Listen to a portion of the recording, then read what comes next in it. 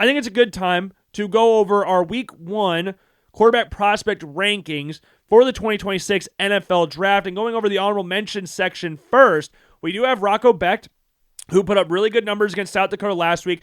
Didn't put up great numbers against Kansas State Week 1, but I think that he was a lot better than what the numbers suggest. I don't think he was 14 of 28, 183 yards bad. I don't think he was that bad against Kansas State, given the fact that it was a muddy mess in that game and the fact he was working with a lot of new receivers or guys who are not been getting the ball as much. Like he had some returning guys, but not guys that had been his go-to guys last year or the previous years at Iowa State. So there's a whole new system there in regards to those guys. And there were a few drops in that game due to the wet ball. And I don't think he was that bad in that game. He didn't turn the ball over, though, and against South Dakota, obviously, 19 of 20, 278, 3 touchdowns, no picks, 15 yards on the ground, 55-7 win. So he's got 5 touchdowns, 461 yards on the ground and through the air so far this season. And this Iowa game is going to be a big test for him again. Taylon Green from Arkansas, 24 for 31, 322, 6 tuds, and a 52-7 win against Alabama A&M. He also had 41 yards on the ground, 6 tuds in one game this season. Taylon Green has got a lot of talent. It's just a matter of if he can refine it all this season. He's got the size. He's got everything you could want in a top prospect. It's just a matter of him being consistent and not force the issue and playing within himself, because that was a problem that he had to a certain extent last season while at Arkansas. He was trying to do a little too much. And there was a game, I think it was against Texas A&M or Mississippi State, one of the Mississippi State, I believe. It was 4th and whatever. He dropped like 20 yards back behind the line of scrimmage before making a play. And you can do that against teams like Mississippi State who are not that good. But you can't afford to do that against the better teams in the SEC. So I just want to see him refine that a little bit. But he looked really good in Week 1. Eli Holstein from Pitt, 4 passing touchdowns in a 61-9 win against Duquesne. He also had an interception in that game. Also had 41 yards on the ground. Same amount of yards as Taylon Green did against Alabama A&M. Week 1, but Holstein, he just needs to stay healthy and stay a little bit more consistent. Because the first few games of the year, I think it was the first 5 games of the year, he threw 15 touchdowns. 3 touchdowns in every single game. The first 5 games of the year, 0 picks. His numbers dropped off immensely, touchdown interception-wise, after that. And he battled some injuries after that as well. So staying healthy and finding that consistency, he's got a lot of potential in there. So I want to see what he can do with a fully consistent and healthy season. Then you got Nico Iamaleava from UCLA. He didn't have a good game against Utah, but it's not like anybody was really expecting UCLA to do anything against Utah. Utah might not have been very good last year, but we know Kyle Whittingham. We know they're going to be good defensively. Devin Dampier, quarterback for Utah, transfer from New Mexico. He looked awesome this game, running and throwing the ball. He needs a little bit more consistency as a passer as well, because I think he had over 1,000 yards rushing last year, but he had like 12 touchdowns and 12 picks last season for New Mexico, so we'll see how he does as the season goes on. But against Utah, against a good defensive-minded head coach in Whittingham, he struggled. He went 11 for 22, 136 yards, touchdown, a pick, and he also led the team in rushing with 47 yards, but he didn't look great, but I still think he's got. Oh, and I'm just noticing this now. I had it on the website as Tennessee. I still have that in my mind that he plays for Tennessee, even though I watched the game against Utah. And then the final quarterback on here is Darian Mensah, transferred to Duke from Tulane, replaced Malik Murphy, who Darian Mensah was awesome last year as a freshman at Tulane. He was awesome for Tulane. Like, they brought in Thompson from Oregon, or I think from. No, that was Malachi Nelson at Boise State. He transferred from Oregon, and he was expected to go in and take the starting job, and then Darian Mensah came in as a freshman and took the job from him and put up really good numbers last season. And his first game for Duke since transferring, 389 yards passing, 3 touchdowns, and a 45-17 win against Elon. He's very, very good. He's an upgrade on Malik Murphy. He's over at Oregon State. He struggled Week 1 against Cal, who Cal's got a very talented true freshman quarterback playing for them, who beat out Devin Brown, but I think Devin Brown, he's still carrying over the weight of that he wore number 33 at Ohio State. I don't know his reasoning behind wearing 33, but the fact that he wore that as a college football quarterback, I believe that's carried over and it's been karma throughout the rest of his career, because he couldn't beat out anybody at Ohio State despite being a 5-star, and he lost to his job to a true freshman at Cal. So I think that's a little bit of a carryover there, but there were other good performers this week, but I think those were the 5 best out of this draft class. Like, you look at guys like Luke Altmaier had a good game Week 1 against Western Illinois. You look at guys, what other guys had good weeks last week? Miller Moss didn't have like the greatest statistical game last week, but he's another guy you could look at as a potential draft guy. Mark Gronowski did not play great against Albany week 1. Marcel Reed, he threw 4 touchdowns in Texas A&M's first game of the year. Like, there were other good performers this past weekend, but those are the guys I think were the 5 best out of the respected guys out of this draft class, because this draft class is very good. We've talked about that 1,000 times before. Like, there's a chance there's 6 guys taken in the first round this year. There is a chance of that happening. I'm not saying there's it's above 50% chance that happens, but there is a chance that happens. So compared to last year where we had 2 guys barely make the first round, it makes it a little bit more exciting for this year to look at, like, oh, we could have 5, 6, maybe even 7. Probably not likely 7, but there's a chance that something crazy like that can happen. So that's exciting. But number 10, and this week was weird because I don't think there was a guy that was like as horrifically bad as what we like. Connor Wegman, his week 1 performance against Notre Dame was so bad. Like, that we don't have a drop off like that. So I don't think, like, I know people are going to say Arch Manning. I'll talk about Arch Manning here in a little bit, but there was not like big, massive standout performances where someone went ballistic. Like, it's hard to compare. Like, if you look at Drew Aller versus Garrett Nussmeier, like, Drew Aller played Nevada. Garrett Nussmeier was on the road at number 4 Clemson. So, like, it's hard to compare 2 different games like that and go like, well, this guy was better than this guy, but someone like Aller didn't play bad against Nevada. He actually looked really good against Nevada. So, how you justify that week 1 makes it very interesting, but we'll do that in week 2 because we're on a more level playing field, I would say, going into week 2. But number 10 on here is Sawyer Robertson. We kind of talked about him before in the show where he had a very solid game throwing the ball, 419 yards, 3 touchdowns, no picks. Auburn last season didn't allow more than they didn't give up more than 297 yards to a single passer last season. Like, Sawyer Robertson coming out of the gate like that, swinging, was really damn impressive. And you look at what Baylor did. They have a lot of very good yak guys. There are a lot of guys that could get a lot of yards after the catch. Like Cameron at wide receiver. He would not go down for the life of him. He made Auburn's life hell trying to bring him down. Like, they would catch the ball and just pick up 15 yards on the ground. I think Sawyer Robertson had like 4 or 5 or 6 20 to 25 plus yard completions in this game. Like, and some of those were good throws. Like, he had a ball down the sideline early on in the game. That was a 57-yard pass to Cole Wilson, which was a very, very good throw. He just cocked back and launched it, and he had a defender right in his face, 2 defenders around Wilson in the area, and still dropped it right in the bucket for him for, again, a 57-yard gain. And I talk about the defender being in his face. That was a lot of the game for Sawyer Robertson, a defender in his face. And Auburn has a good defense. They have a good defense. Falk is one of the best edge rushers in college. Well, it could very well be a top 10 pick in this year's draft. But the amount of times he was faced with pressure was crazy. And there were times where, like, the offensive lineman, like, there was one play where the left tackle might have not even gotten out of his stance, and he's on his back, and there's a defender right in Robertson's face, and he's still able to deliver a ball down the field. And he was working with some tight windows. Auburn was changing coverages. They dropped defensive ends into coverage every once in a while to kind of cut down on the windows. But Robertson was still fitted through the window, and he missed on a couple throws, and there had some incomplete passes in there. They hit a couple screen plays in there. But the slant throws that he was making, where they're fitting it between 2 Auburn defenders while another defender's in his face, he made a really good back foot throw.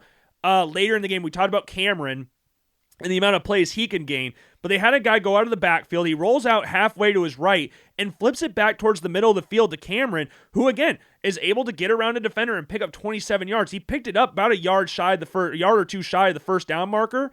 Maybe about 3 yards shy of the first down marker, is still able to pick up more yards after. This is a 2nd and 20, or 1st and 20 situation, and they're still able to make big plays off that. He had a really good, nice fade ball, yeah, that's a good one, to Michael Trigg in the end zone, where he changed Trigg's route. He got him away from the defender. He threw the receiver open, which is something you want to see from your quarterback, how you're able to adjust when the defender is all over your receiver. Turn them another direction so you can make their life a lot easier, and it makes your life easier in the process as well. It was only a 4-yard touchdown pass, but the ability to make someone turn open, I think, is very, very impressive. And Robertson has the size, he has the arm strength, he has a little bit, I wouldn't say it's like a ridiculously long motion, but it is a more drawn back motion. So that will hurt him a little bit, I would imagine, in the scouting process, but he has good zip on his ball. Again, the size. He has good athleticism. Well, it didn't really show it in this game, especially if you look at the statistical numbers, had negative 19 yards rushing. But again, with how much Auburn was driving their off the line back, that didn't help him in any case whatsoever. But he comes in at number 10. I thought he looked good against Auburn. And Auburn, it's an SEC team. Baylor struggled against LSU in the Texas Bowl. Like, there's going to be a talent gap in that situation. But I still think he looked very, very solid for that one.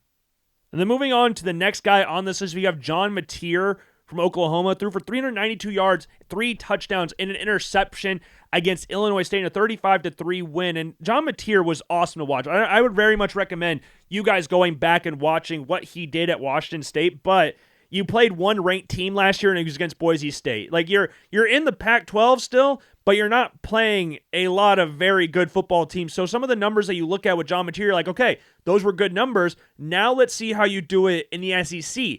And yes, it's week 1 against Illinois State. It's week 1. That's fine. But I still want to see you make those plays. And he did. He did. He also had a rushing touchdown in this game. It was a jet sweep to the left, and he's able to get it into the end zone, diving for the pylon. So he had 24 yards rushing and a touchdown in there as well. But John Mateer is a very, very confident thrower of the football.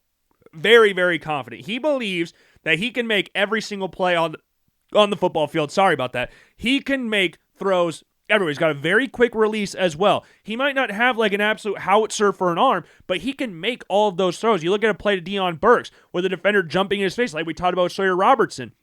He's able to float that down the far sideline for a 28-yard gain. You get a 27-yard pass play between the defenders. Illinois State was playing a lot of zone in this game. And John Mateer, because there's some quarterbacks that can struggle playing against zone and not figure out the ways to beat a zone defense. But John Mateer, though, again, at Washington State, he has seen that before and knows how to find the windows in the zone defense and hit on a couple big 20-yard gains in this game through the zone. Now, his interception wasn't great. This is a zone defense again. I don't know if it's more on Mateer or the receiver, because you could make an argument. I'm not saying it's like a guaranteed convincing argument and stuff like that, but you could make an argument that Mateer was throwing it to where the receiver should have been, because the receiver ran a hitch or like a little curl route. You could sit here and say he curled a little bit too far back inside, and Mateer, he was supposed to be a little bit farther out. But you can also say Mateer just missed him, and that's the case. That could be just as equally the case. So you look at throws like that, like, it's not ideal, but it's not anything. That's not something that can't be corrected upon. It's not like he just forced the issue and threw it in triple coverage or something like that. Like, there was a receiver there. There was someone there. And yes, I guess technically there were 3 defenders in the area, but it's not. The receiver was open. He just missed him. So you could say the receiver cut too far back inside, or Mateer missed him to the outside. Either way, interceptions are not ideal, but I thought he made some good throws this game. The game against Michigan, that's going to be fun. That's going to be very fun to see. Michigan's a more defensive-minded team, and they got 3 turnovers last week against New Mexico. So if John Mateer, we're going to have to wait and see. We're going to have to wait. And then being at home, I think, is very important for Oklahoma as well, and they need to stack wins when they can. And Michigan is not like this world-beating team. I'm excited to see what Bryce Underwood can do there, but they're not a world-beating team. So if you look at Oklahoma's schedule and look at the last 6 of their last 7 games, where you're playing the likes of Texas, LSU, South Carolina, where you're playing all these ranked teams, like, you have one game that's not against a ranked opponent in the final 7 weeks of the season. That's against Missouri. Like, you play a murderer's row schedule at the end, so you need to stack wins while you can. So you're at home against Michigan, who's a good team, not great team. You need to take advantage of that. And I hope they can for John Mateer and Oklahoma's sake. But yeah, I thought he looked good week 1, 30 of 37, 392, 3 tuds, an interception there. Beat the zone really well in this game. So yeah, I'm excited to see what he does against Michigan. Next on here, Carson Beck, number 8. A beautiful, like, resurgence game for Beck. 205 passing, 2 touchdowns, no picks in this game against number 6 Notre Dame, who Marcus Freeman, one of the best defensive-minded coaches in college football. They had a top defense last year. They had, I think, the number 1 scoring defense or something like that in college. I could be mistaken, but Carson Beck was playing with confidence. And what did we say all of last season? Carson Beck needs to play with confidence. He is a very confidence-based quarterback, and when things aren't working out in his favor, you can see his confidence start to dip. You see him start forcing the issue a little bit. You see him stop making some bigger throws down the field, and then you start seeing the sad droopiness on his face, shoulders dip, and then he starts playing bad. We don't want to see that from Carson Beck. We want to see him love football, because if he's loving football, he's making confident throws. And if you see this game against Notre Dame, he is making confident throws. You look at the throw that he had to Toney against Notre Dame, where he's leaning off his back foot, rolling to the left, 2 defenders in his area, and he's still able to deliver a perfect throw to Toney for a 28-yard touchdown. Like, those are the throws that he was not making at Georgia. You look at the one-handed catch that C.J. Daniels had in that game.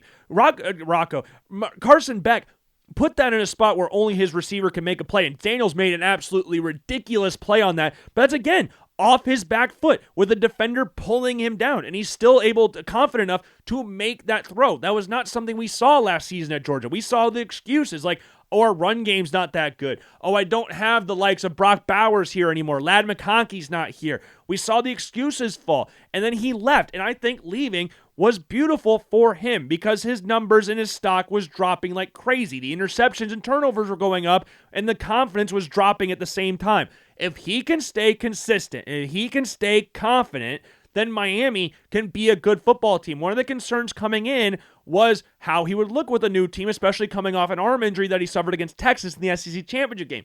Reports were that he wasn't really throwing this offseason. So how is he going to look with no real throwing this offseason? And he looked really, really good against Notre Dame in week 1. In the rain, too.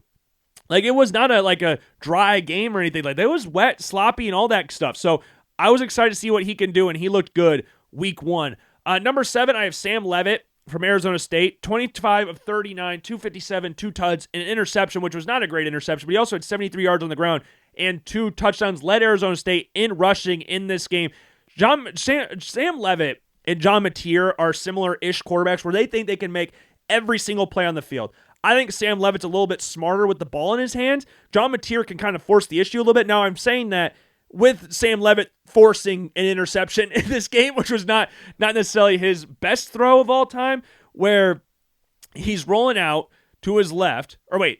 He's rolling out to his left. He drops how many? 10 to 15 yards behind the line of scrimmage. Defender in his face and throws it off his back foot. The defender basically catches it like a punt. Like, it is just not a smart throw from Leavitt. And when everything's clicking, he can make those throws off his back foot. You look at the next drive where he hits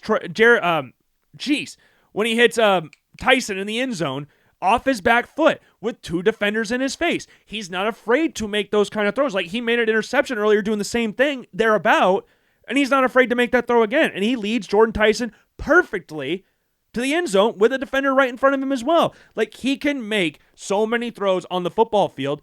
There's just a little bit of like, hey, you're doing a little too much at times, like the interception, which we didn't see last year, but now there's momentum and there's hype built around him now. So now you're going to see those types of plays a little bit more. But the running game that he has, he's very effective as a runner. You'll see he had a 52-yard rushing touchdown in this game. He steps up in the pocket collapses around, he steps up in it, and he gets basically an untouched 52-yard touchdown. Now, did they miss a hold in there? Potentially, but we're not going to worry about that because they didn't call it. Now, there was a time where Arizona State, he had a pass to his running back in the flat that went for 75 yards and touchdown, got called back due to a holding.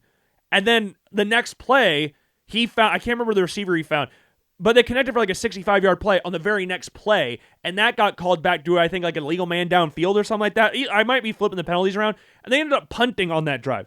So you have 2 plays that go for well over 130 yards, and now they don't count, and now you're punting the ball away. So that's kind of infuriating, but Sam Leavitt can make so many different plays. So many different plays. Look at earlier in the game, in the second quarter, where he reverse rolls out to his left, knowing a defender is going to hit him on the sideline, gets a shot, and still able to deliver an accurate ball to McClain down the near sideline for a 20-yard gain on 3rd and 6. Like, those are what we love to see from Sam Leavitt. Those are the types of plays we love to see. The interception's not ideal, but he can make so many different plays for you on the opposite side of the ball. He's just a gamer. Him and John Mateer are the definitions of gamers, and I want to see what they can do as the season progresses. And Mississippi State this week, that's a little bit trickier of a game than I think some people want to give it credit for. Maybe Arizona State blows them out of the water, but maybe Mississippi State at home at night, maybe they got some surprises for them. Maybe they do.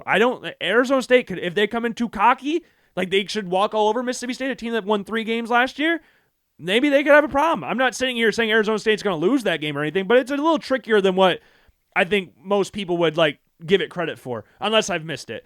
But number 6, Fernando Mendoza from Indiana, 18 of 31, 193, 0 touchdowns, 0 interceptions. Did have a rushing touchdown in this game. But the thing is, Indiana just ran the ball ridiculously well. They didn't need Fernando Mendoza to do a ton in this game. And there were some plays that he made still, despite not needing to do a whole lot. Like, he had a touchdown that was dropped by Omar Cooper. It was an easy walk-in touchdown.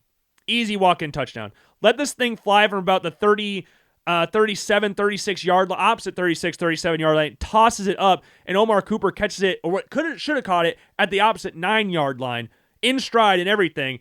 And I don't know if he's just got his eyes on the end zone or something, or had his eyes up before he made the catch, because then he just drops it. And that would have been a walk-in touchdown for him, would have made his numbers look a little bit better, and would have given him another touchdown. And then he ran a flea flicker with 2 minutes left in the game as well, where he hits Elijah Surratt down the sideline. And Elijah Surratt is just awesome. And I love the fact that Mendoza is getting to play with guys like Surratt and Omar Cooper. Even though Omar Cooper dropped a walk-in touchdown, he's able to play with those guys that saw Curtis Rourke put up great numbers last year. Because I've said again, Mendoza is an upgrade on Rourke, and I think Rourke was awesome at Indiana last year. But Mendoza can just do so much more for the offense, especially with his legs, that I think it gives Indiana another little element in there, a little bit more fear factor at the quarterback position. He's not playing with the torn ACL, knock on wood, because that's what Curtis Rourke did all of last season. I think Mendoza just wasn't asked to do a ton in this game. I mean, Indiana had 309 yards rushing in this game. Like, Old Dominion, they came out and punched Indiana in the mouth. First play of the game, 75-yard touchdown. Like, they came out and punched him in the mouth, but Indiana controlled the game. I mean, what was the final score? 14 and 27. Old Dominion scored late in the game. So it was their first play of the game, and then late in the fourth quarter. That was their 2 touchdowns. Like, it wasn't like it was that close. Indiana turned the ball over on downs a couple times, trying to go for it on fourth down. So they settled for field goals. Maybe the scoreline would have been a little bit different, but hey, Indiana's aggressive as hell. They were that way all last year. They're going to be unapologetically themselves. So I can't hate on him for it, but he just didn't do a whole lot. That's fine. That's why it's like, you look at what Sam Levitt did against Northern Arizona. You look at what Mendoza did against Old Dominion. Sam Levitt did more things against Northern Arizona, but I still don't think it was enough to so I don't think that Mendoza was bad enough to drop him down any place on this list. The number 5 on this list is Cade Klubnik from Clemson. And if we're talking about this is our first one where it's he didn't really play amazing. I mean, 19 of 38, 230, 0 tuds, 1 interception. Also had only 1 yard on the ground in a 17-10 loss at home against LSU. I think most people out there were expecting Clemson to win this game because LSU had a whole new offensive line. Had some new receivers out there as well. So there was an expectation that Clemson was returning a lot of people, most notably their players along the defensive line like Peter Woods and TJ Parker. You see guys like that coming back, and you see a new look offensive line week 1 on the road at Clemson. You would expect Clemson to come out swinging on that, and they just didn't. It was a very good defensive-minded game, which was is not too surprising, but Klubnik again, interception. Receivers running up the seam, got pushed off his route a little bit, and he just throws it off his back shoulder, and it gets easily intercepted by the LSU defender. It's just not a very good throw, and he's getting hit while he throws. He kind of simulated it a little bit. I don't know. Simulated's not a right word. That sounds worse than what I'm trying to make it out to be. But I still think Klubnik, I think he made some good throws throughout the game. There was one play here where he's rolling out to his right, he evades pressure on 3rd and 4, dumps it off to his running back in between 3 defenders for a first down, and he's talking shit the entire time too. He's nodding his head after the defenders get up from him.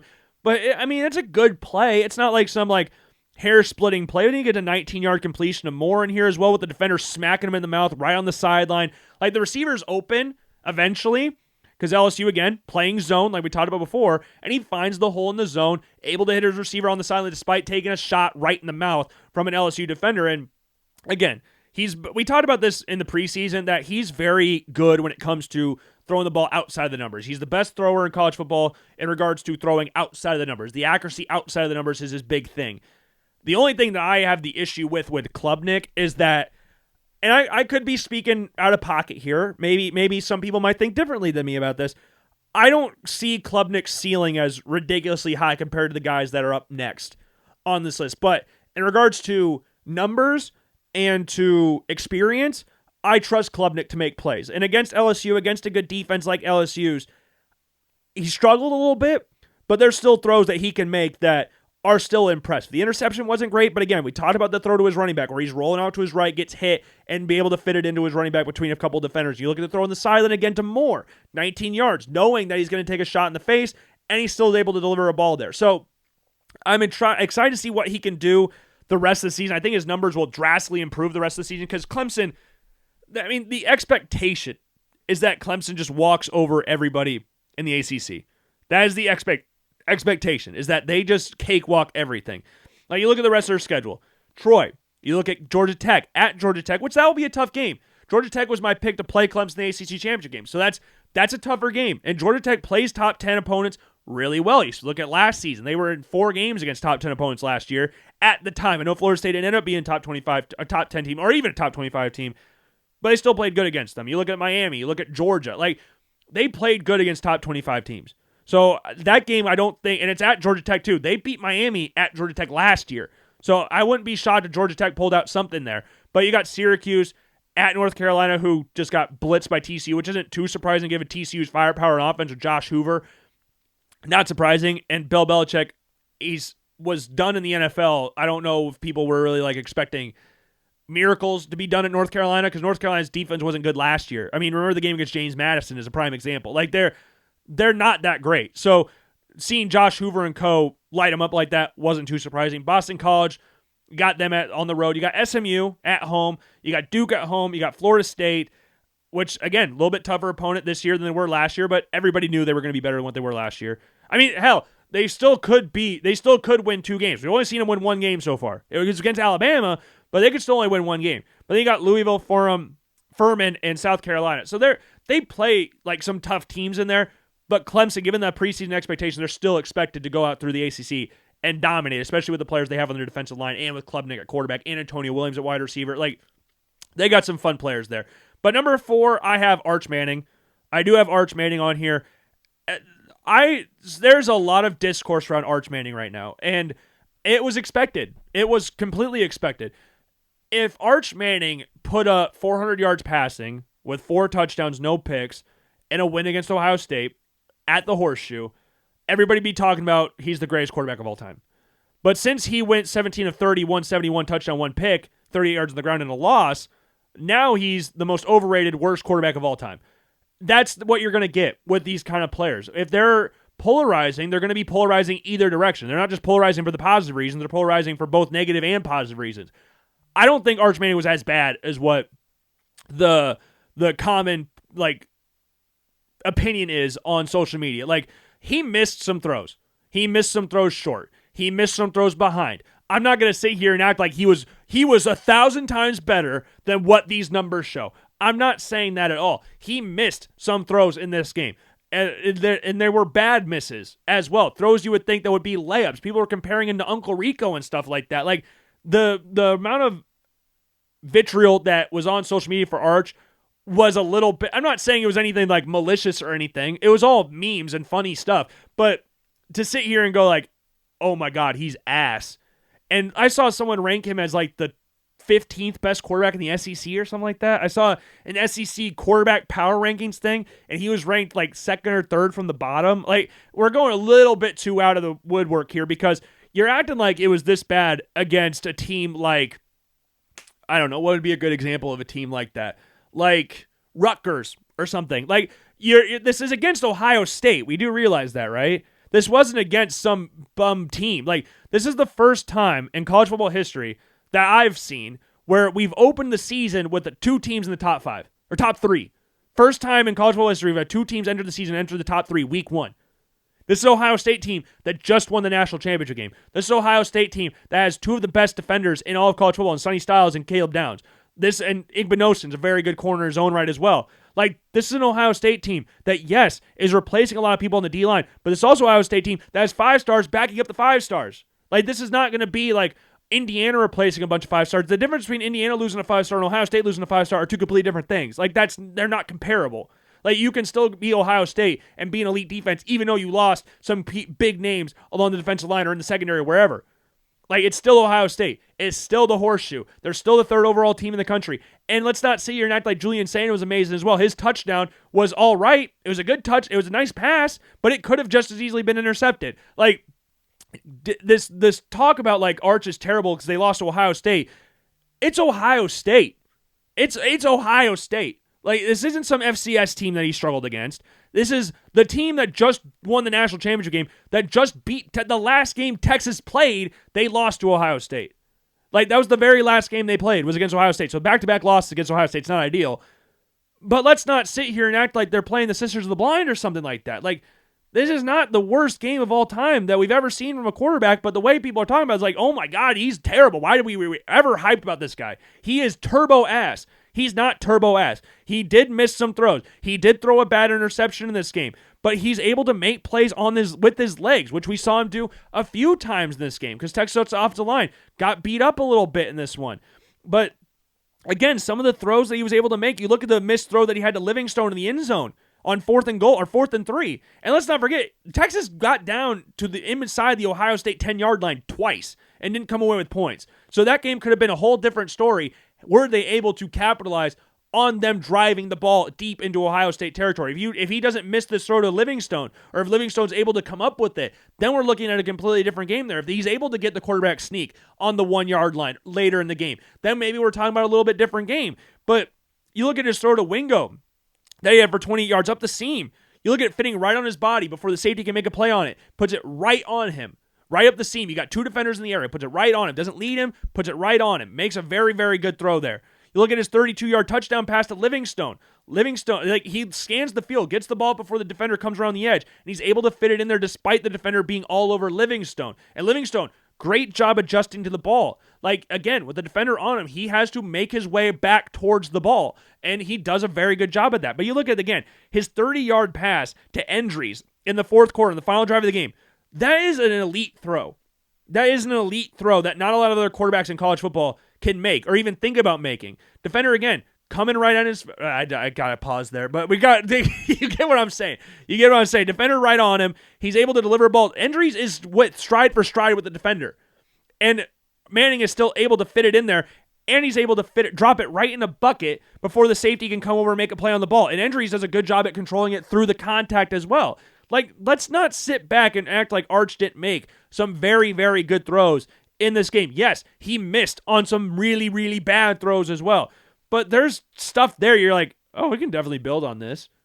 And just look at the fact that they're playing the number one, the one of the best defenses in college football, fresh off a national championship appearance, and win on the road week 1, and go, okay, maybe we could take a little bit of step back and go, oh, this is a very good team.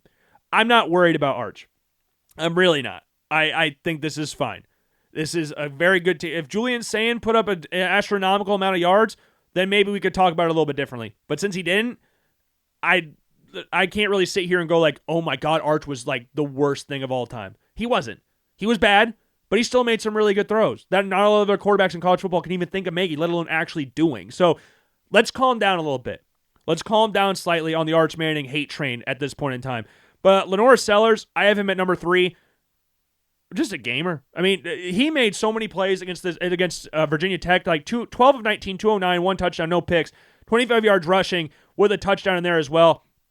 Like, if you give Lenore Sellers space, he's going to kill you. You're not going to tackle him up top. It's impossible. He's 240 pounds. Like, you are not going to tackle him. Like, he shrugged off defenders like nothing before running over another one into the end zone for his rushing touchdown. Like, that's just the type of things he does. And he's able to roll outside the pocket really, really well. You look at one of his plays, not that one. Which play am I looking for? Right here. He picks up 16 yards on the ground on 3rd and 13. Defender dives at him up top. Like we talked about, you're not going to tackle him up top. He ducks underneath it. Defender flies over him, and he's able to pick up 16 yards on the ground. Now, does he? This is like the playmaking's there.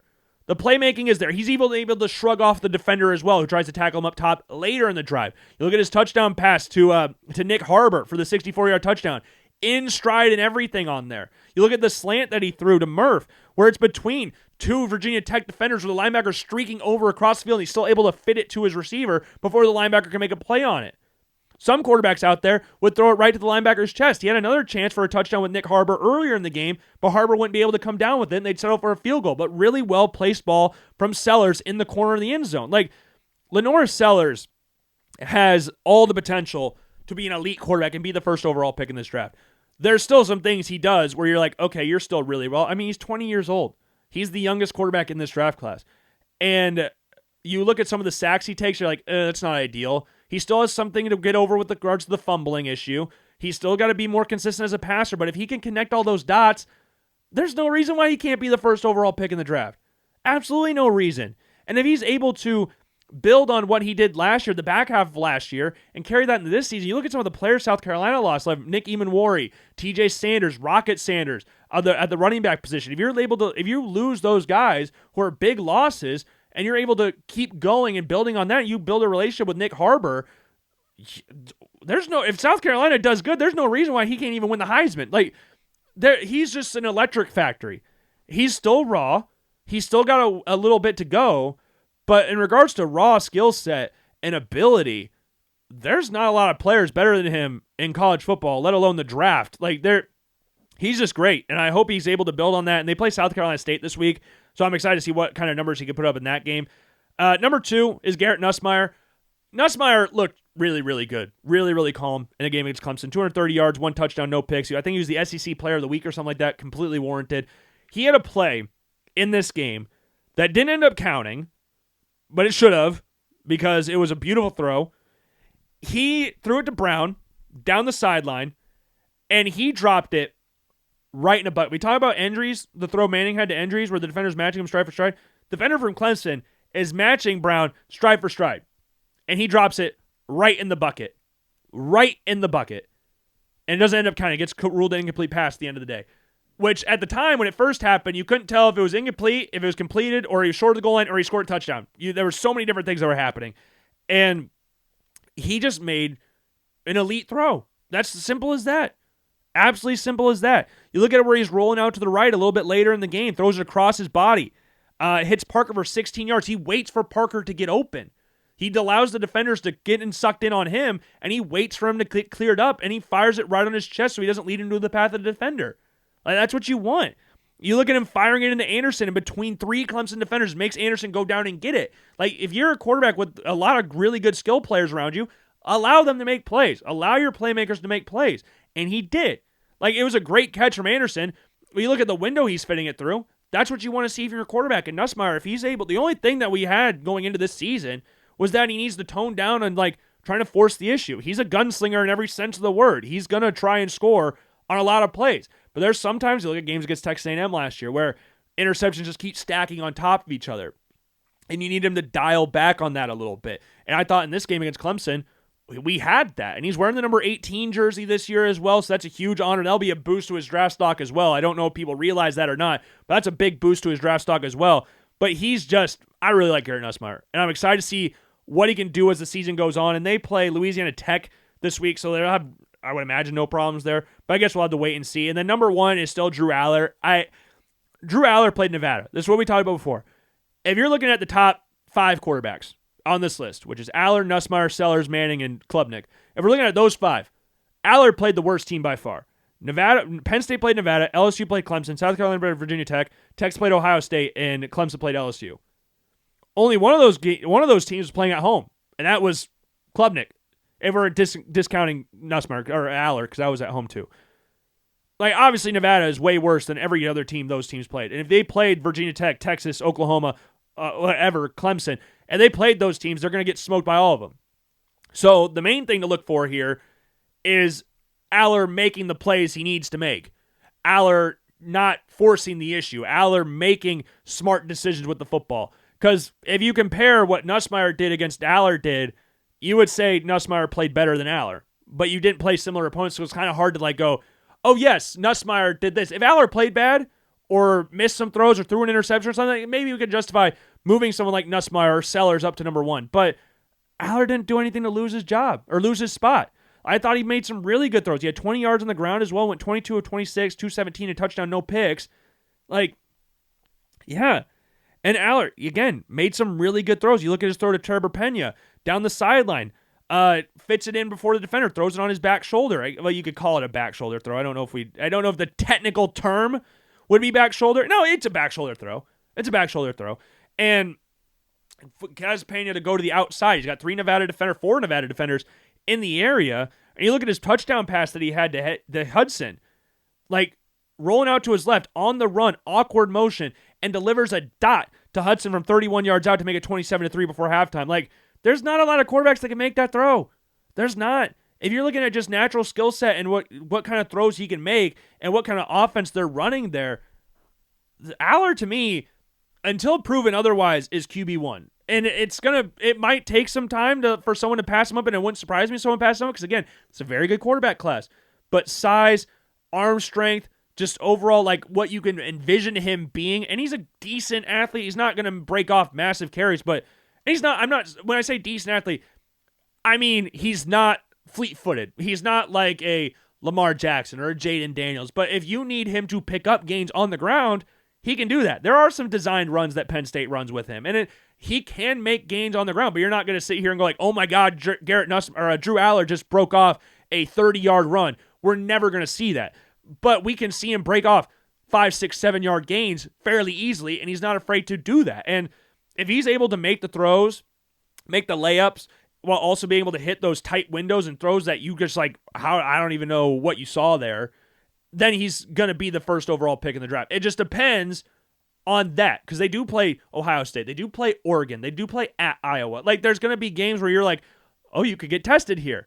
And Penn State's one of the favorites to win the national championship game. And a lot of that is because of the development that we're expecting to see from Aller. Like, they have these players. Like, you lost Abdul Carter. You lost Tyler Warren. Yes. But you brought back a lot of players.